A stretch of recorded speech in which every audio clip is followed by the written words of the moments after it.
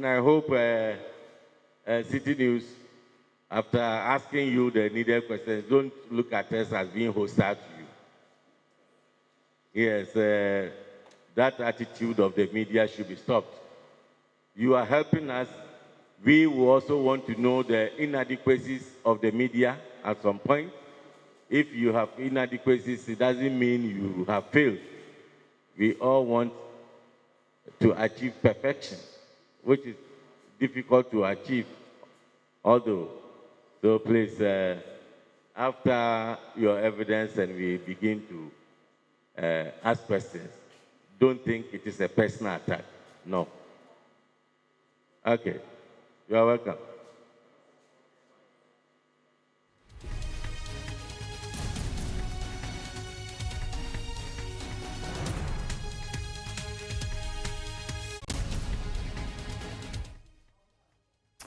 And we have another witness appearing before the committee after the district police commander for Ejura just gave his testimony. This is the Citi FM journalist who's just sworn in to give his testimony. Well, we will bring you a lot more analysis after this witness account on the pulse with Gifty and Apia. My name is Mama Viosabaje. It's a wrap from myself and the two gentlemen. Gifty takes over after this witness account.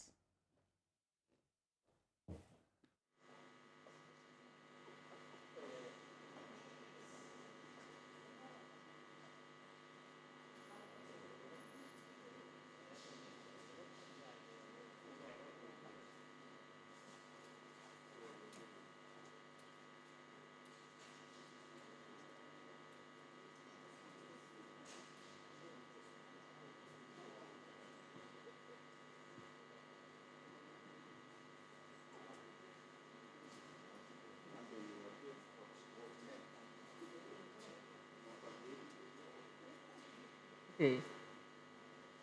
Please, can you give your full name to the court, to the committee? Sorry, I'm used to court. My name is Edward upon Marfo.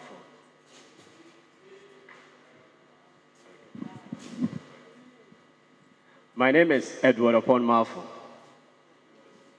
I'm from Citi TV. Edward. Edward upon Marfo. Upon OPPONG.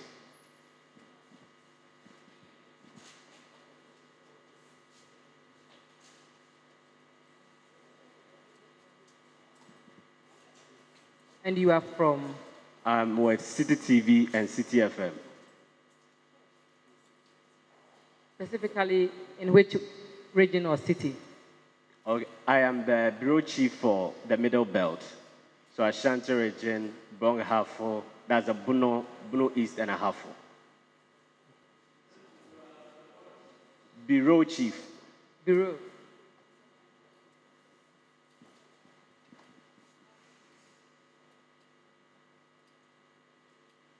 So where are you ordinarily stationed? Ordinarily, which of the cities do you work? Most of the times I'm in the Kumasi office.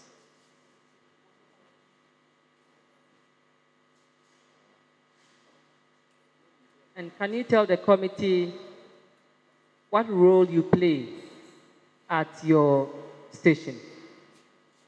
As a journalist, I report. I also coordinate news activities within my area, the Middle Belt. So we plan news activities, we plan out the things that we want to come up with. And we work on special stories, features, and others. Hold on. I wanted to find out your designation. Exactly what?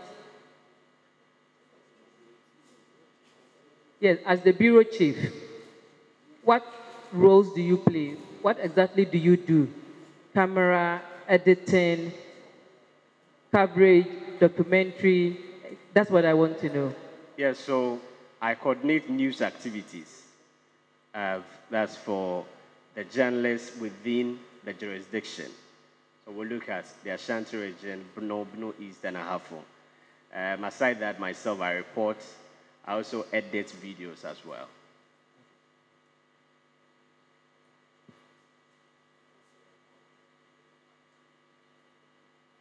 So on the 29th of June 2021, where were you working? Which part of Ghana were you working? On the 29th, by 6:30 a.m., I was my team. There's a camera technician, is Jeremiah Ejemenu, and with our driver, Yao Boatin. So we were in our office. By 6:30, we're in our office and we're setting off. We're going to Ejura. So we left around 6:30 a.m. And then we decided to move to Ejura. By then, we had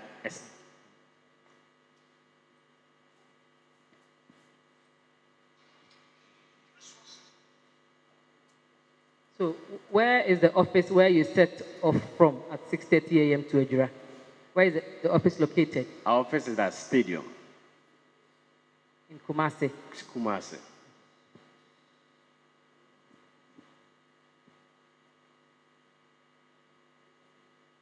Now, what prompted you moving at as early as 6:30 a.m. with the cameraman to Ejura? What information had you received in order for you to have gone there with cameras? Prior to that, we are ahead of this report that a man has been beaten and he was injured at the time. But by Monday, I heard of it, so I called the district commander, DSP Kofi Hammond. I called him, so I spoke to him on phone for close to 10 minutes. So he explained what had happened. And from there, that's the Monday, 28th. Please slow down. Do it sentence by sentence. Okay. So that they can capture more of it. After a sentence, you can pause a bit.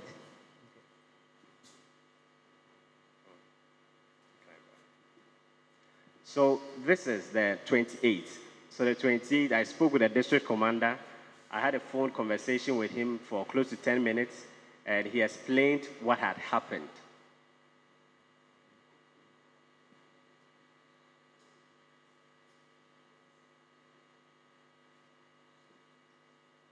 So on the 29th in the morning, you went there with your cameraman in anticipation that something could happen. Is that so? No, in fact, with the 28th, when I spoke with him, I also spoke with the wife of the one who had been injured at the time.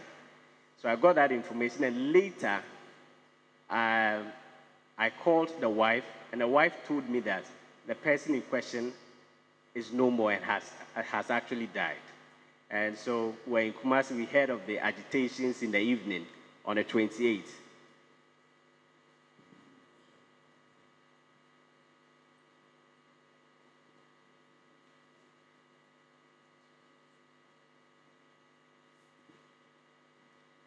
So with the, based on that information, we decided to go there early enough to really find out what was going on within the community. Okay, so continue. You got to Ejura, and what happened? So before getting to Ejura, we had established contacts with some key people within the area. And so I spoke with the assembly member when we were getting closer.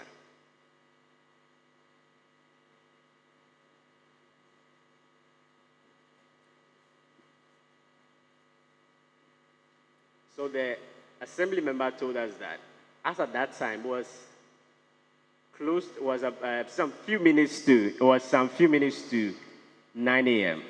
as at the time. So he told us that they were having a conversation with the chief of Ejura.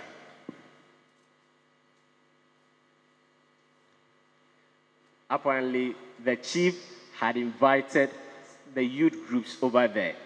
He had received information that some people wanted to protest that morning, per the information received.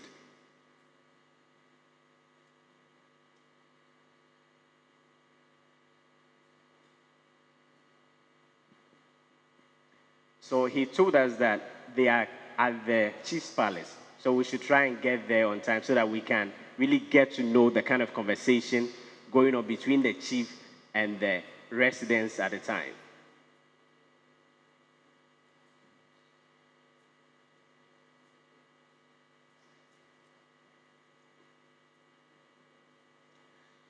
But just as we got there, I called him. I called the assembly member. My understanding is Zakaria Ibrahim. And he told us that they had just left because they are done with the meeting with the chief.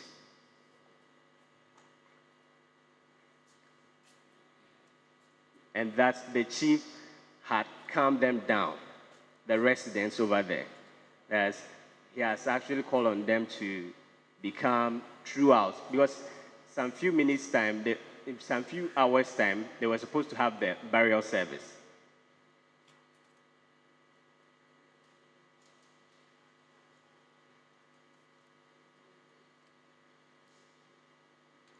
But when we got to the chief's palace, there were still some residents around, just that the numbers were not high, as we were told that they were there with the chief at the time. So the assembly member said he was some few meters away, so he had to meet us. And within that period, as we were waiting, we saw some of the sub-chiefs at the chief's palace place. And so they said they were making arrangements for us so we can talk to the chief. So we requested for an interview with the Ejura chief.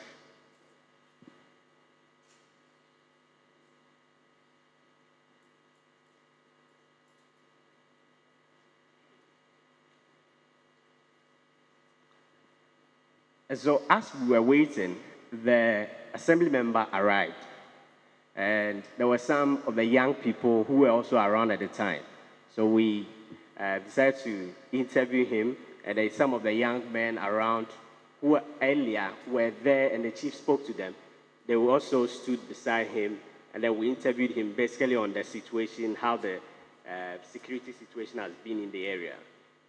And in fact, with some of the young men who were around at the time, it was later, I'll come back to this, but it was later that we realized that one of the people Nasir Yusuf, who was shot later, he was one of the people who were standing beside the assemblyman at the time that we were having that interview with him. So we interviewed the assemblyman. Later, we were called that the chief was in his lobby, so we can join him. Okay, let's go point on point on the very salient point, so that if you requested to see the chief, were you able to see him, and what happened? As to the very little details, if you could, okay, so that we move on quickly. So, in essence, we met the chief, but he delegated the Nifahini to speak to us. He spoke to us and gave some assurances as to what they are doing to ensure peace in the area. But just after we were leaving, some of the youth groups came there, and they reported to the Nifahini that some people were trying to attack them.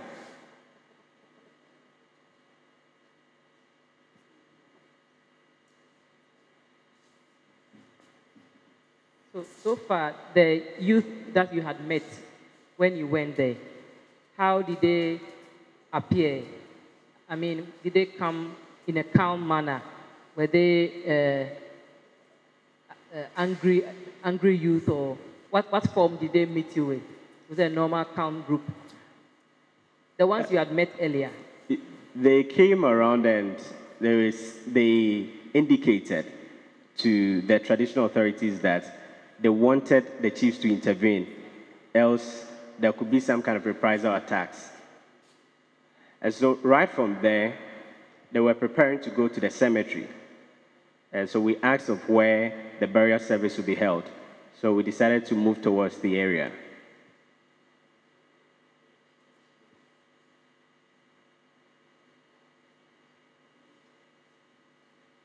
So going back a bit, as you just stated, you said some group came and said they were afraid that their lives were in danger or something like that. Yes. Okay, so follow on from that. The Nifahene... They lodged the complaint with the Nifahene. Yes. About their fear that they could be attacked. Yes. So what happened? The Nifahene also spoke with them and called on them to be calm throughout. And they agreed, and they later left. One of them indicated that he was a brother to the deceased.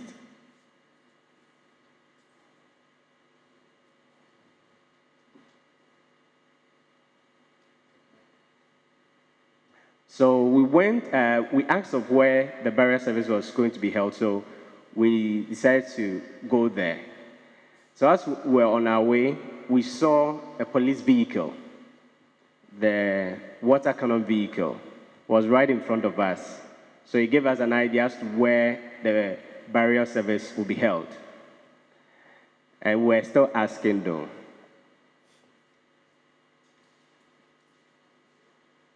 For some clarity, was it burial or burial service?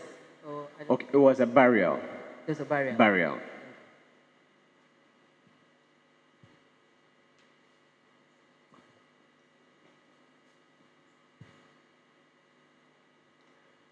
So we then moved closer, and the water cannon vehicle got to a point and it stopped.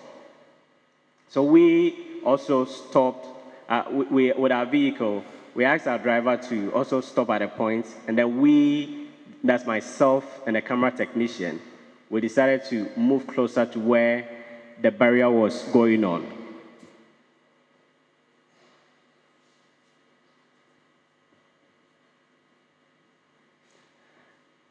So as at this time, it was almost 10:30 a.m. And so we had to do a live report on TV. So I did a live report there at the time. So as we were doing the live report, I was facing the vehicle, and the barrier, where the barrier was being held, was behind me.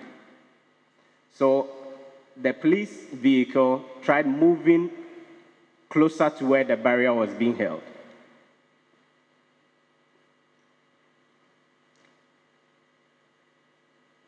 So with the police vehicle, did you see policemen? Sometimes you can see them on top, wielding guns and all that. Did you see them with any weapons, or they were just in the vehicle?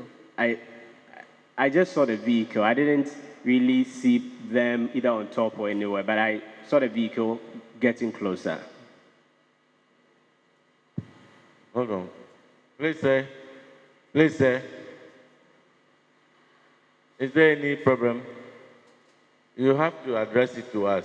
Don't take anything to them without our knowledge. Yes. Adia, what did they bring? Yes.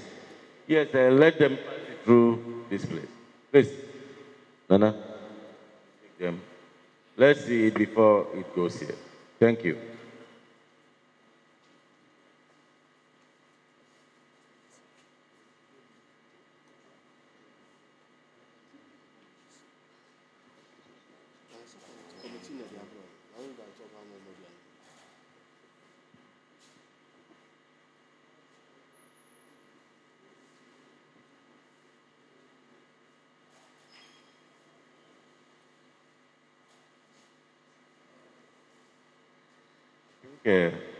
We will have to number it. This, it relates to the testimony of the district commander. Yes. No, the district commander. When he brought the pictures. It's rather the regional commander, yes. You know, the one on the pen drive. This is the physical, yes. So the pen drive, we marked it as what? C. So make this one C1, C2, C3, yes, C series. Okay, thank you very much. Okay. Sorry for the interruption. You can continue if you can remember what you said last. And so I got to the point where I said I was doing a live report, and I saw the police vehicle, the water cannon vehicle, moving closer to where we were.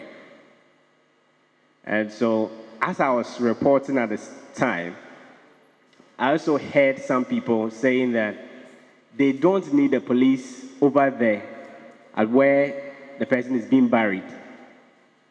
And so they were telling the police to go away. And in that case,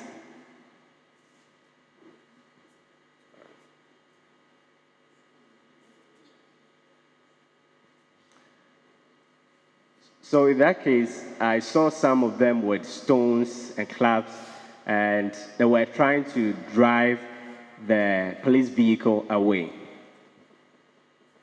Okay, so can you tell the committee, since you heard them speaking, in what language you heard them speaking? Some of them were speaking in Hausa. I don't speak Hausa, but I heard, these ones are the ones that I heard that were in Chi. Now, earlier on when you went to the cemetery, or on your way, did you meet some of the residents there? Those who were going to do the burial, did you meet some of them? On the way and at the cemetery? We're in a vehicle. So we got to a part where a number of them had gathered at the place where they were supposed to bury the person. Okay. So when you saw them, were they wielding these weapons or implements you said later you saw them with? The stones, the machetes and all that?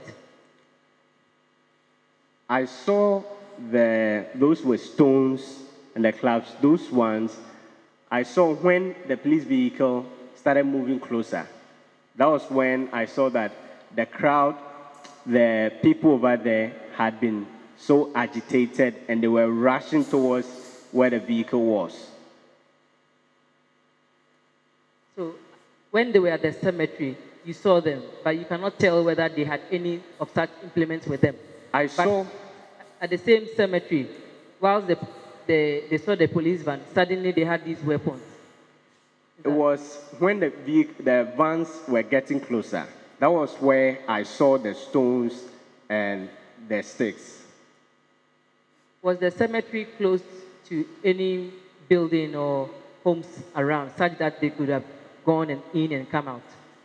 Not really. It looks a bit isolated, not really closer to houses. Okay.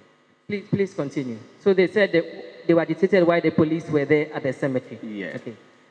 And so even at that point, I felt I wasn't being safe at the time because the people were just rushing. And in my live report, as I was even trying to report, some would just rush, come in, try to say a word or two.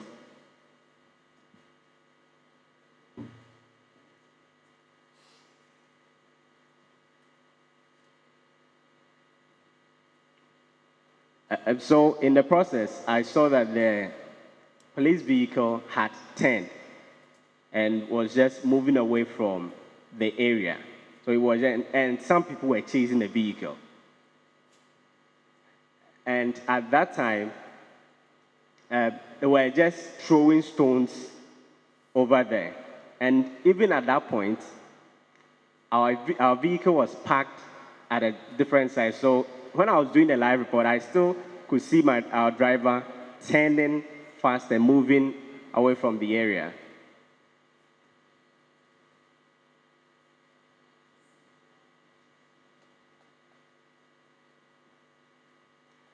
So we finished the live report, and when we were done, there were just a few people who were still at the cemetery.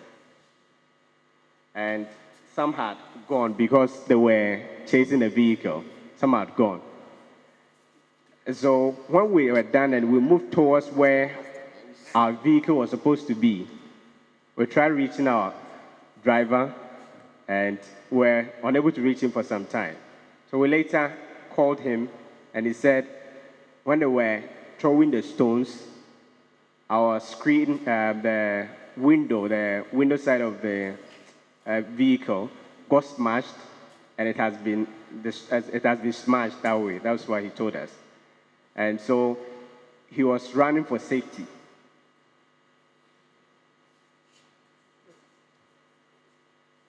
Do you have any picture or any sort of evidence to show this car of yours which was smashed? Yes, I have it. I have given it to him. Okay.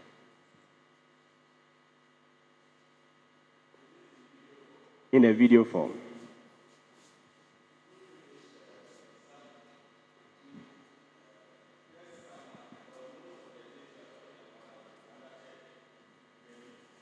Yes.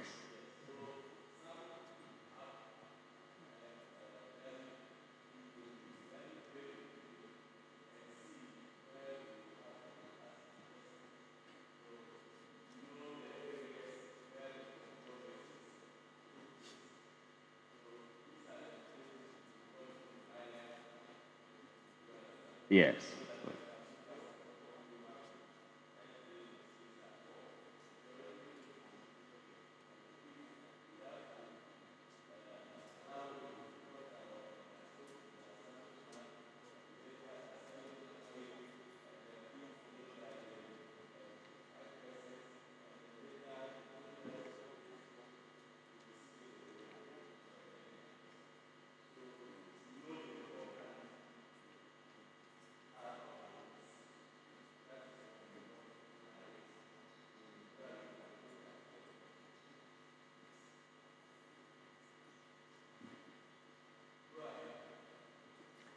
Okay, so we were unable to find our driver.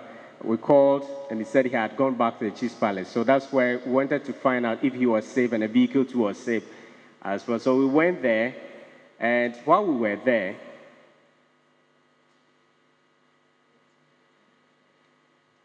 we heard there had been gunshots.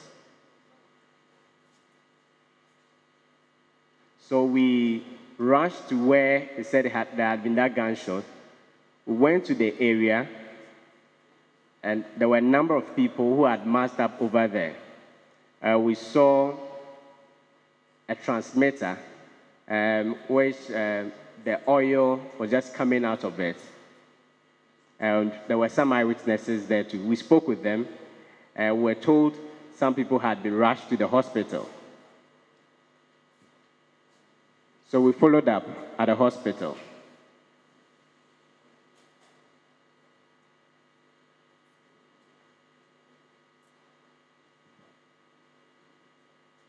Now, before going to the hospital, apart from the police water cannon vehicle, which you saw at the cemetery, did you see any member of the security forces, either police or army, near the cemetery, near the Chief's Palace, any of these places?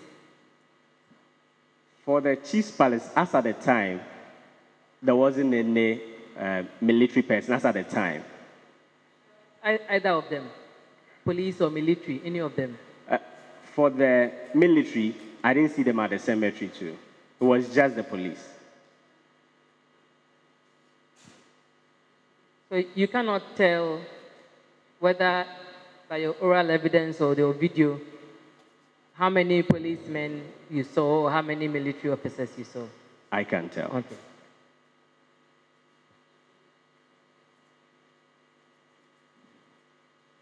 So, were you able to capture the time when the shooting occurred?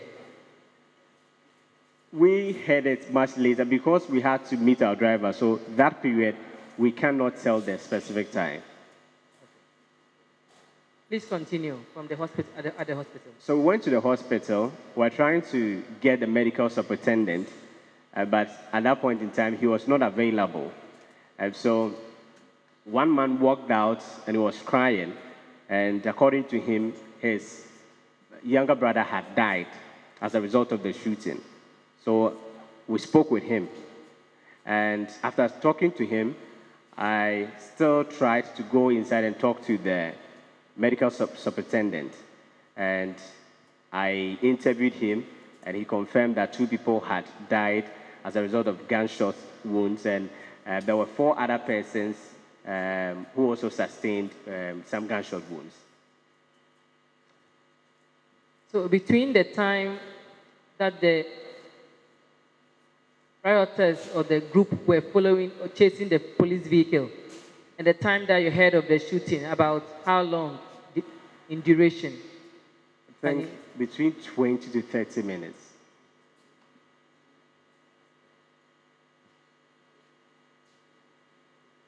Okay. Do you have any more evidence? So from the place that we saw the bodies being released to their families, and after that time, I still wanted to get some information from the police because the commander had spoken to him a day before, and so I wanted to talk to him if, with the protesters, they had been able to make any arrests or there was any update that he could give me.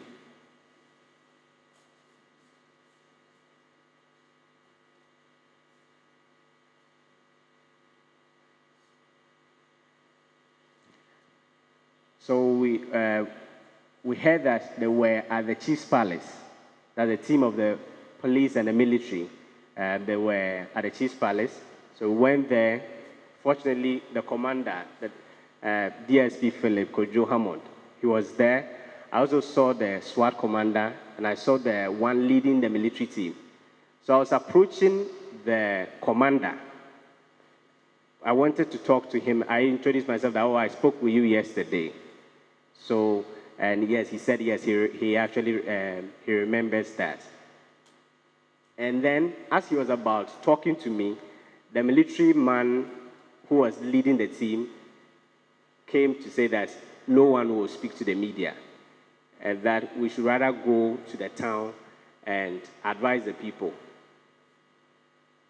And as a result of that, the commander declined to even speak to me.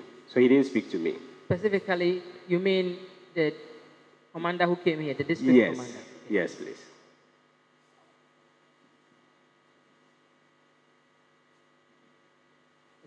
Okay, so go on. So basically that's it. Okay. So the evidence that you have, the video evidence, who took the video? My camera technician, Jeremiah J. Menu. So you can explain whatever happened? Yes, please. Okay.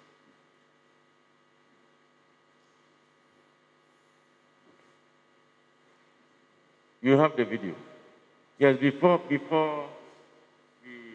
play the video to see the content, I would like to find out from you.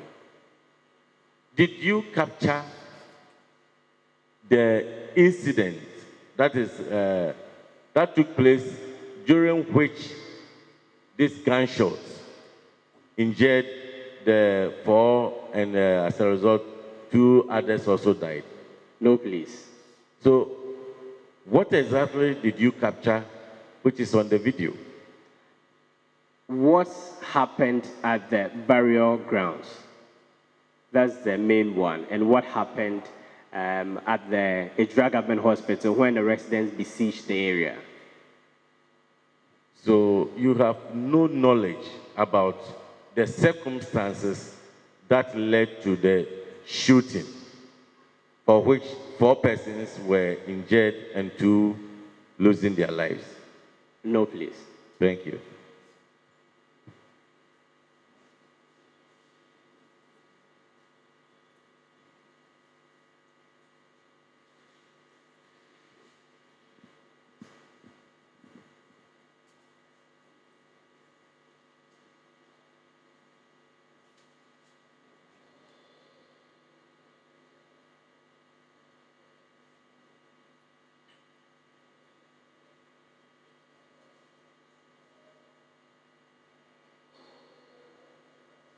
So you can help us as it plays along. If you have anything to explain, then you do it for us.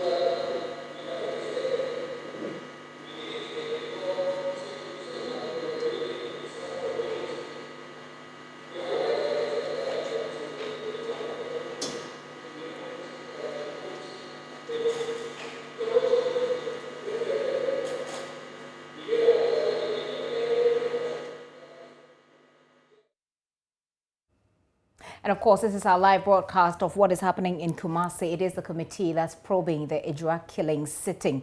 It is day 2 indeed, and they've been talking to journalists, they've been talking to military commanders as well as police commanders, and they've been giving their testimony of what happened. What you're just seeing right now, and of course, apologies for that audio there, which is not very audible. It is videos from Citi TV's reporter who was on the ground, and it is being viewed, of course, by the members of the committee. It looks like he's saying something. The chairman of the committee is saying something. I'm not sure if he's saying it to the people, right? It looks like he's saying it to his colleagues on the committee as they watch this particular video. So that was a question posed him, and that question was, you know, I mean, there have been various questions: what he's been what he was doing at the time, what he saw, and he decided to actually told them that he's brought some of the videos and he's playing those videos to him now. That is Citi TV's reporter Edward Marfo, who is talking at the moment. Well, before him, we saw District Commander DSP Philip Hammond, who also gave his testimony right before the Citi TV reporter. Before him, we had Deputy Commander of the Ashanti Region Police Command, David Ajimana Jim.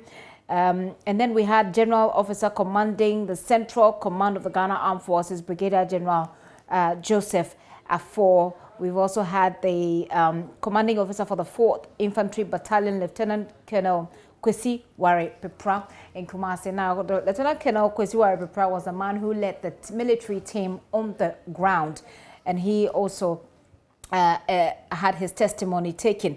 In his testimony, he did indicate that it is possible that the gunshot that killed the 2 protesters may have come from the protesters themselves, because according to him, some of the protesters had weapons that they saw, and they were, of course, casting questions on the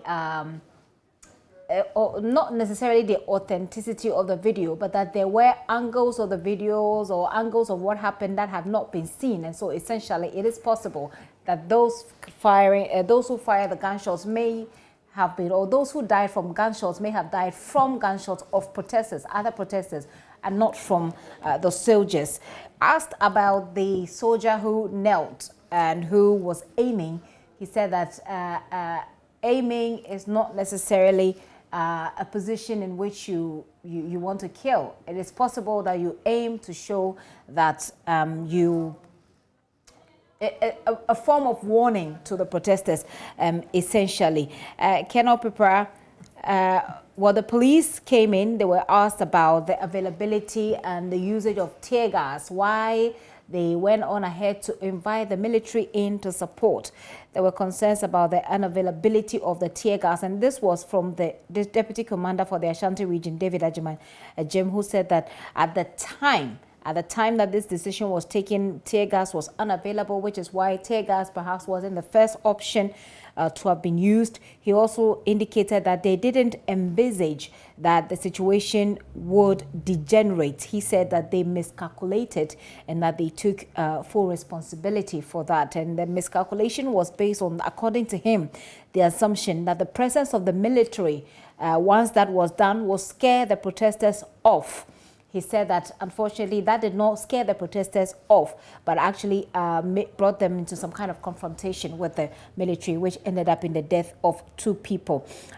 He also confirmed the arrest of people that, according to the police officers, had guns at the time. He said that they had to arrest people who had guns, protesters who had guns on them.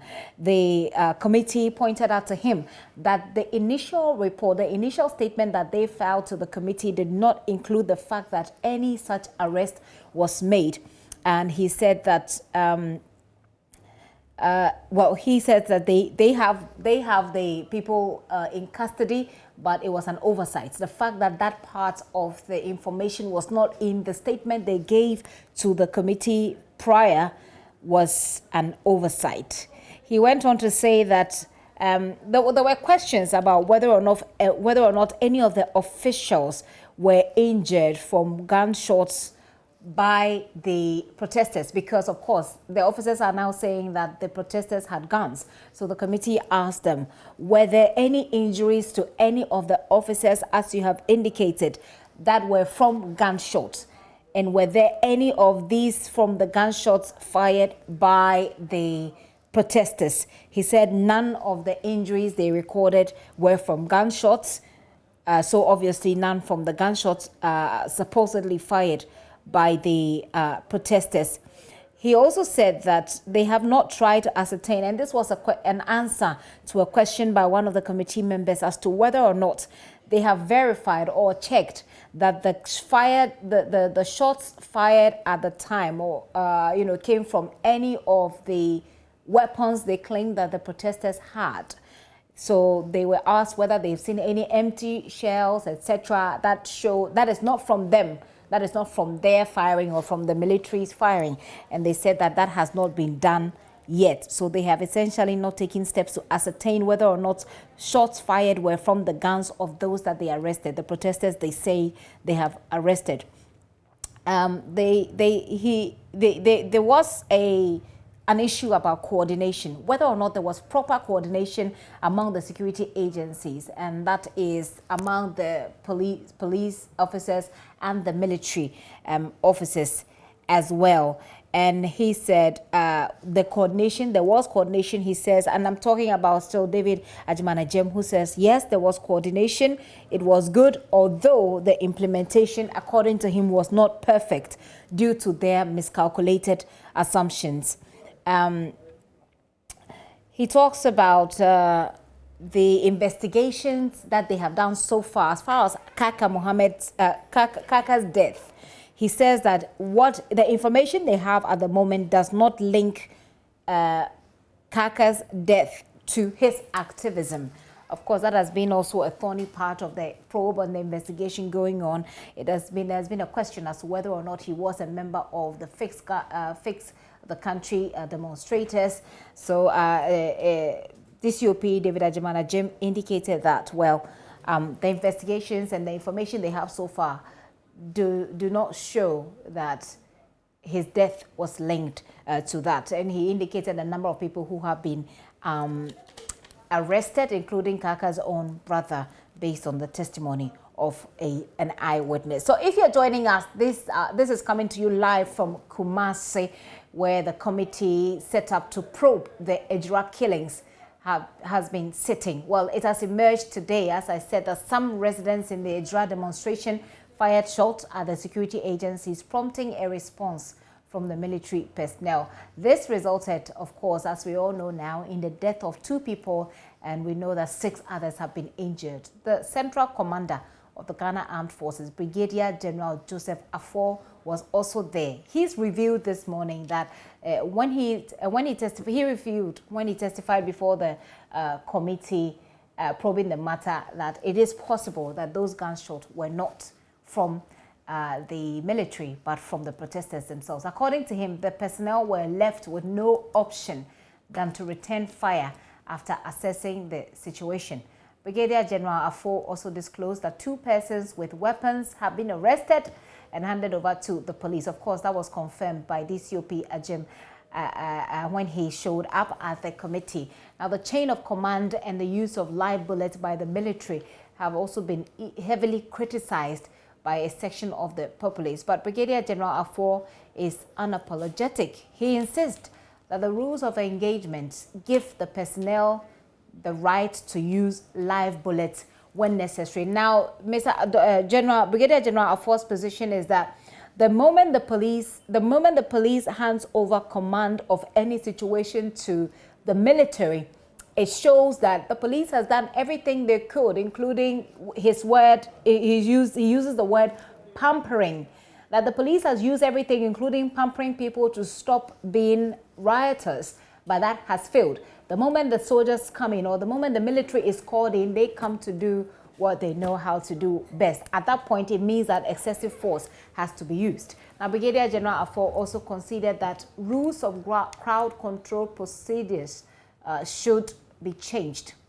On his part, though, the commander who led the battalion to Ejura, that is Lieutenant Colonel Kwesi Warepepra, told the committee that the hostile nature of the youth prompted the security agencies to use force. So all of the security officials who came essentially make the point that at the time the military was called in, the situation was out of hand.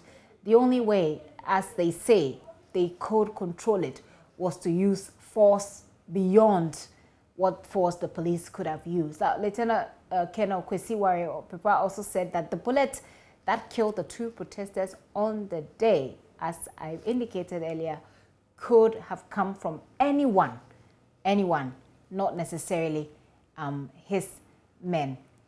So what you're seeing right now are still videos from the Citi TV reporter that is being shown, live to the committee members as they look through it. Now listen, you can talk to us, go on our social media handles and tell us what you think of what is happening. Of course, the committee has also had their chance also criticizing media reportage. They've been quite heavy on media reportage. They have shared a lot of opinions as far as how the media has reported this. They also have concerns about people that they say that there's proliferation, according to this Ethiopia Jim, there's proliferation of people purporting to be security experts. That has also been a part of the conversation at the committee. Of course, this is day 2, and today seems to have taken much longer than yesterday's sitting.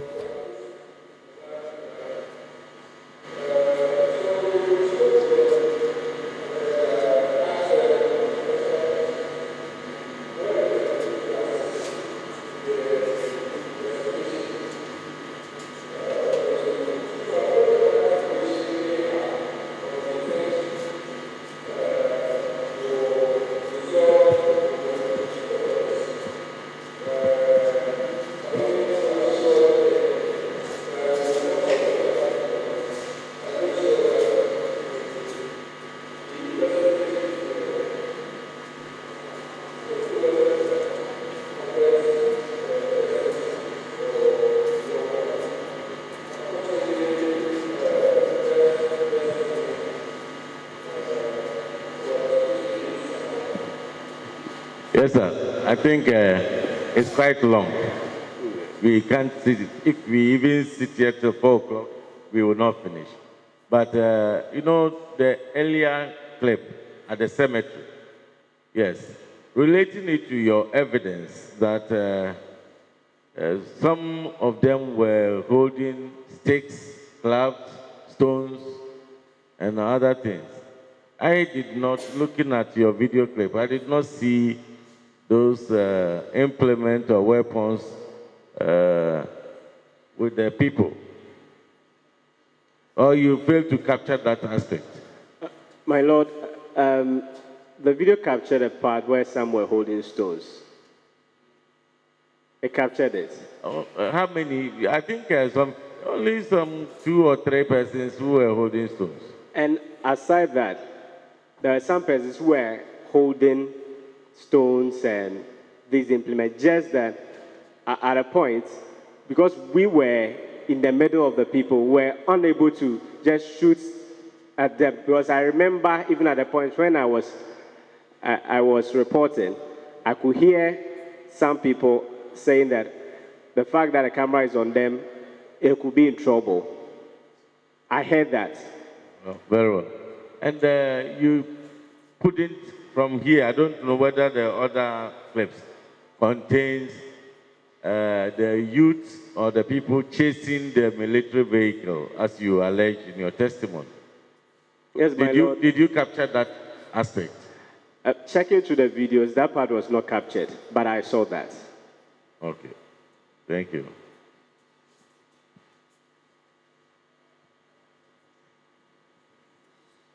Thank you. Thank you very much for doing a good media coverage, which would help. But shooting ahead, I would say that once you are brave to be amongst them, I think Erastus also did the same, and I was congratulating him. It were better if you were able to capture some small amount of the miscreants, so that would be evidence against. That is how we can use them in doing the justice they are calling for. So you capture those who have taken the law into their own hands. When we deal with them, then they will know how strict the law is. So in future, try and, even hidden cameras and whatnot. But your bravery, I give you a plus.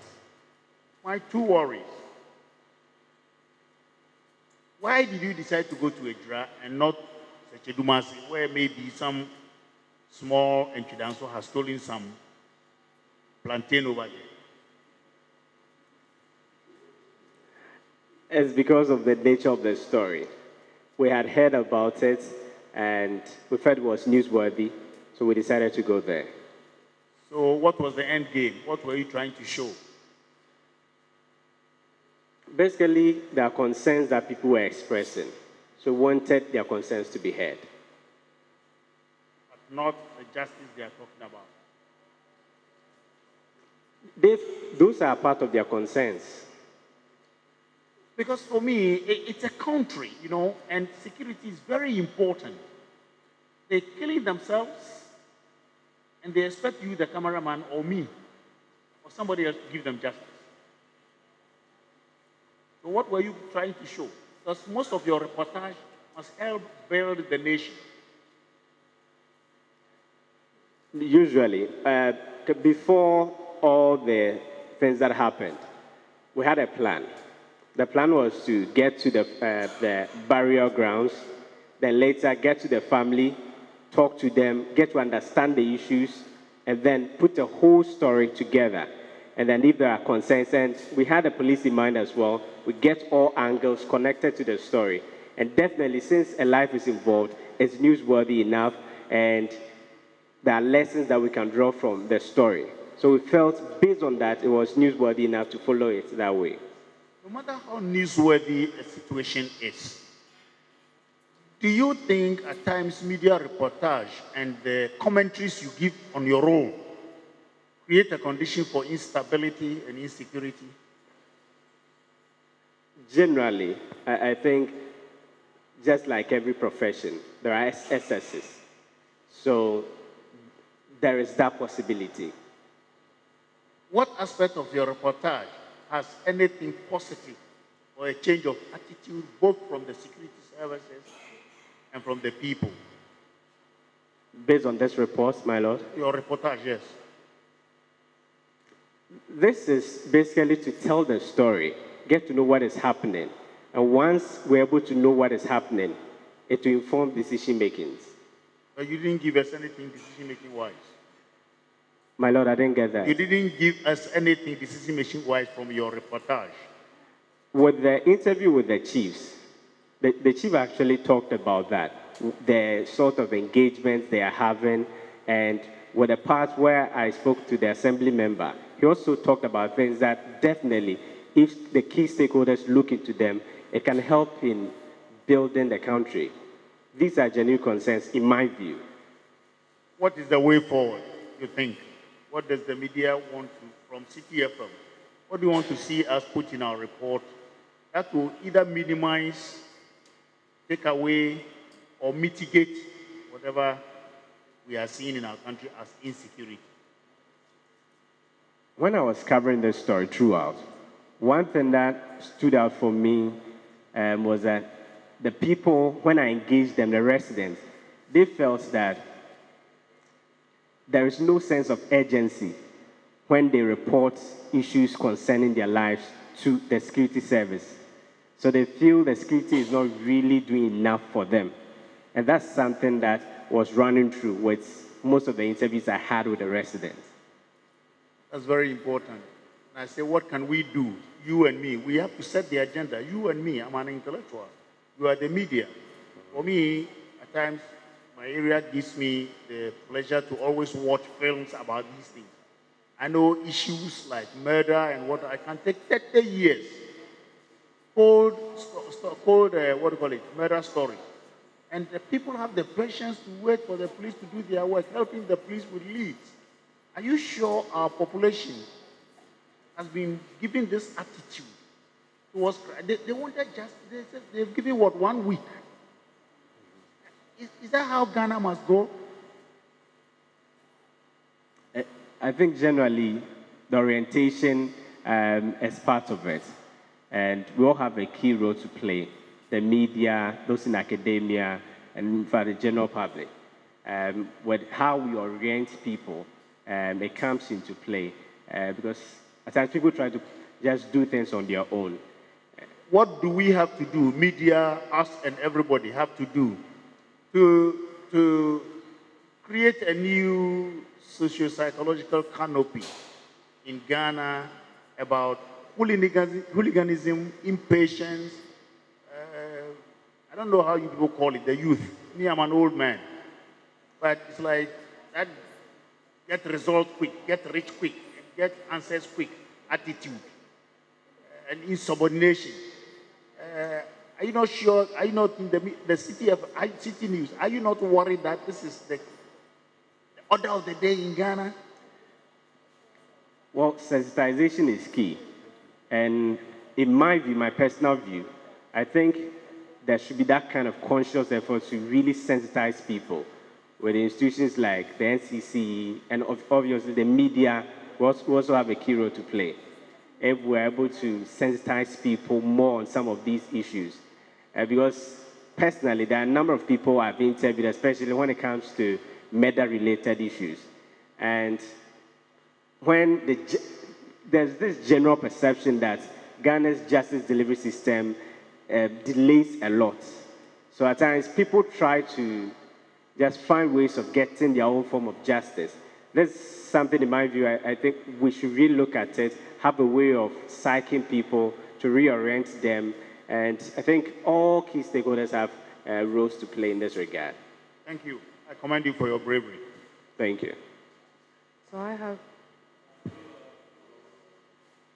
Prof. asks, you see, don't you think that the media has a crucial role to play in the sensitization of the people regarding the time frame to demand justice?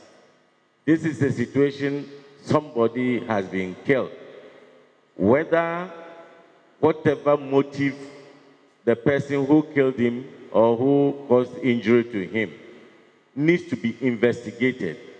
And, you know, arresting people, taking statements from them, putting them before court, willing witnesses to testify, and judgment being pronounced. It is not a case of 1 week, 1 month situation. Because for the police to conclude, because immediately it becomes murder, the procedure changes. For police to conclude their investigation, build a docket, send it to AG's department for prosecution to begin, it takes time.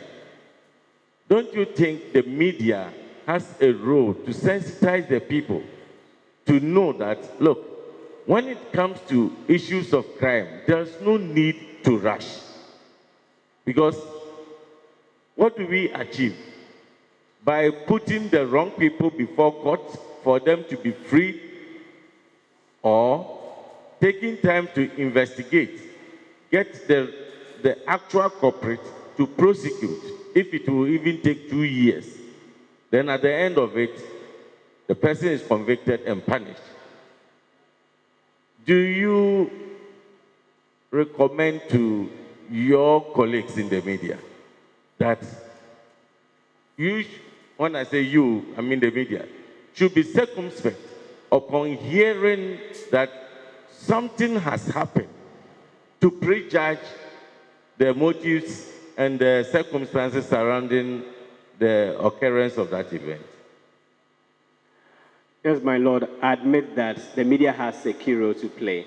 But just as the media has a key role to play, the judiciary also plays a key role because, my Lord, you understand some of these things even better.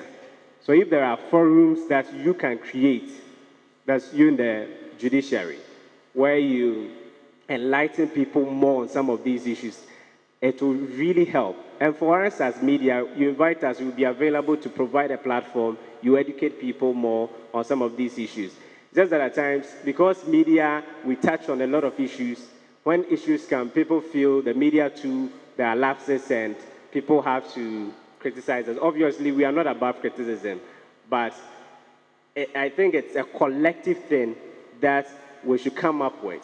There should be that kind of concerted effort to look at how to address some of these issues. Some media people may not really know more about how long it's supposed to take for a case to reach the stage where we can start a trial and other things. So the key stakeholders should also come in this regard. But one major issue too in Ghana is that the media will be playing its key role. But as we are playing our role, you'll find some institutions not helping the media. At times you need information, you go to key offices, they don't avail themselves. The police, they were here. The deputy commander, there are a lot of instances. You call him, you want an information on it. He will direct you to PRO. PRO will say, oh, maybe call the deputy commander, or I'm not available. PRO travels. We can't get information. The key institutions are also not helping. And that is very true. And so it has to be that kind of collaboration between the media and the key bodies. Because within this period, a little over 10 years that I've been in this profession, you talk to people, you get to offices. Once they get to know you are going to use it, there's a different orientation people have. So there is the kind of reception you're supposed to get, you don't even get at times. So generally, we all have a key role to play, and various bodies should really see how we can collaborate. Because I remember when we went to Ejura, there are instances, the military team, we saw them. You know, they will tell you, you can't film us, you're around. They will warn you, don't film us. But at some instances, you even want information, just some kind of confrontation, and then it's as if we are on the battlefield. So it's something that generally we should reorient people, and then we use the media to drive it. I think that will really help. Well, thank you very much. Just a quick question about the posture of the security services. During one of your commentaries on your clip, you said that the military, not the military, the security services were doing their best and so on and so forth. In your own estimation on the day, what was the posture? Were they confrontational? Do you feel they were being professional? What was it? What was the posture on the day? At the point where where it started was just after the cemetery. And with that side, I actually didn't see any kind of confrontational aspect coming from the police. What I saw was when the police van started moving closer, that's where people started chasing them and indicated that they don't want to see them because they feel they have not been addressing their issues. And so that is not even the time to come closer. That was it. But I didn't sense any aspect of the whole thing being confrontational. Okay. And you mentioned that you don't get a lot of information from the institutions, and even on the day, on the field, you had wanted to interview the commander, yes, and somebody had blocked you and hadn't allowed you. Do you feel that the right to information bill that's been passed, do you feel in your line of work that it's working, or do you feel that you yourselves haven't taken advantage of it to that extent as the media? In theory, it's a very good policy. But personally, I've not really seen a practical aspect of the whole bill, the Right to Information Bill, because I feel there are still bureaucracies around it. What it is supposed to really address, in my view, it has not really addressed that. But you're familiar with how to go about getting the information, and you use these methods, and yet you don't get the information? To really say we are really familiar, we know the steps all right, but there are still issues around it that should be made clear enough so that we can get information. And there are times it's not even about applying. You need information, we're on the ground. You need information from a police officer. They won't give you the information. At times something happens on the scene. The officers there will tell you, we are not in a position to speak to you. but it's something that is newsworthy and we would like to report on. But the officers will tell you, they won't speak to you. You call their superior, the superior will either will not answer your call or will tell you that they are going to get back. You call again, you don't get any information.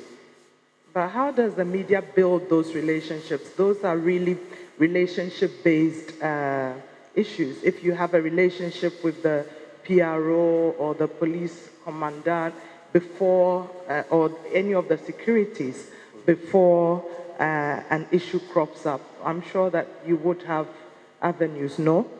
Yes, we do. Even for Ashanti region, we're on a platform. There's a police platform where the police PRO updates us. But how frequent is that? Or when an issue happens, how can you have access? There are issues that will happen in a different area. You call the regional police PRO, he may tell you that he's not aware of the issue. Okay. The commander there at times will tell you they have sent the issue to the regional, so you should call the regional. But the regional will tell you still they don't have any information on it. So at times, the media just struggles when it comes to some of these issues. But they turn back just to, and they blame us in the long run. And I feel it's very, very much unfair. I think my last maybe 2 questions are, one, were you yourselves as the team that went to cover this incident, how were you kitted? What was your kit? Were you wearing any protective gears? You know, what was your kit? I was in this jacket. It's a Citi TV, Citi FM. So you could have died out there. Yes. So we're trying to get the news. We're also being cautious as well. I see. Okay. I think my final question is really on social media. There's a lot that goes on social media. And as a media trainer, strategist, I've always wondered what's the relationship between news houses, and because you're in the seat, I thought I might ask you, do you sometimes get some of your information off social media and feed that into the mainstream, and how do you verify? What sort of steps do you take? Because with this particular story, I think there was a lot of information that was getting into your newsroom and fueling your investigation from social media. For us as Citi, we have a quality control process. There are ways that before we put anything out there, we try to verify, and at least we have the key contacts. So if they say this person has done that, we'll try and call the person, really find out if indeed it happened. So there are ways of really verifying. Because now we know, because of the era of fake news, you try to put something out there, it could be just a fabrication and it will affect your brand. And so it's the issue of verification that we consider as key. Thank you very much. I think we are very grateful for the information and evidence that you've given to us. We will later watch the entire clip, and whatever is in there, we will look at them. If it becomes necessary for us to call you back for further clarification, we will do that. Thank you. Thank you, my Lord. At this juncture, I think we will bring today's proceedings to an end. The committee sitting is hereby adjourned to tomorrow at 10 a.m. I believe we have some more witnesses to take tomorrow morning. Thank you.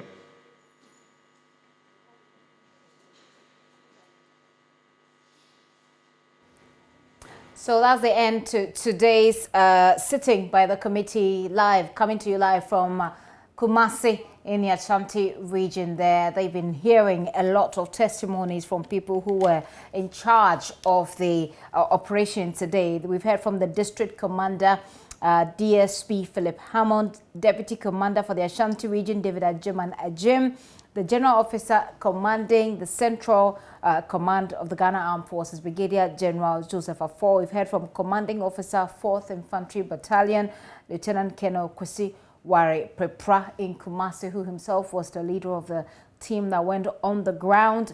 there, and we've heard from a journalist as well.